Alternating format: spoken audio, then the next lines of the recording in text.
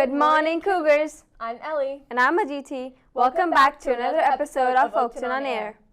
Last Friday, Oakton hosted the annual Decisions Day field event for senior students. During returns, seniors were invited to the field to play games and eat ice cream to celebrate their choice of post-high school plans.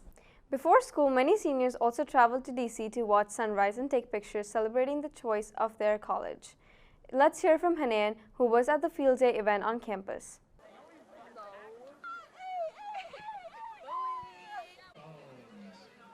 I'm here today with Leon and Ari, and where have you guys decided to commit it to, and what are your majors? So I'm going to Jackson State, and my major is social work. And I'm going to Bowie University, and I am majoring in nursing and psychology. I'm here today with Raquel, and what are your plans after high school? I'm going to Florida International University, and I'm majoring in communications. I'm here today with Min, and what are your plans after high school? I'm enlisting in the Air Force for the next 4 years. I'm here today with Aditi, Abby, and Hevid, and where have you guys decided to commit to, and what are your majors? I decided to commit to Morgan State University, and I will be majoring in political science. I committed to George Mason, and I'm majoring in special education. I committed to James Madison University. I'm majoring in psychology. As the end of the school year approaches, many underclassmen are curious about their classes for next year.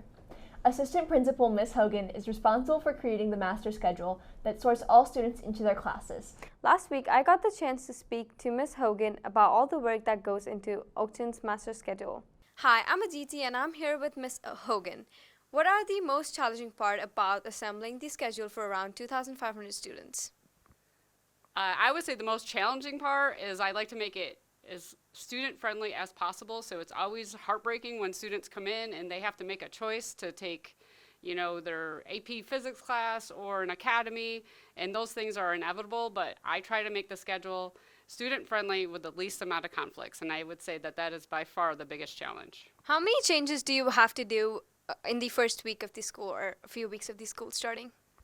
So schedule changes are huge, and that's why we, really push students to, do the research and pick their classes they want.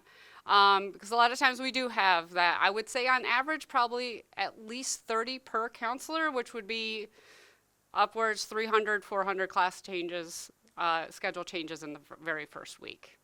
Do you want anything else the students should know about this process?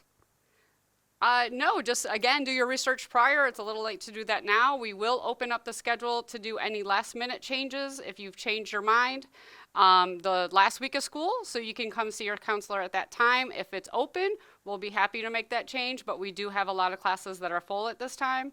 But again, we want to start off the school year in a great note with the least amount of conflicts. Thank you so much for your time and effort. We really appreciate you. Thank you. Girls lacrosse celebrated senior night on Tuesday. Congrats, seniors! Also, Saturday at 2 p.m. and 7 p.m. is the last chance to see the musical Into the Woods. You don't want to miss it. But remember, the performance on Saturday at 2 p.m. is a shortened version of the show that will only include the first act. Next week, most of the seniors will be heading out of the school for a senior internship program. Let's wish them luck. Junior and senior prom is tonight. Have a great and safe time, Cougars. I'm Aditi. And I'm Ellie. See you next time, Cougars.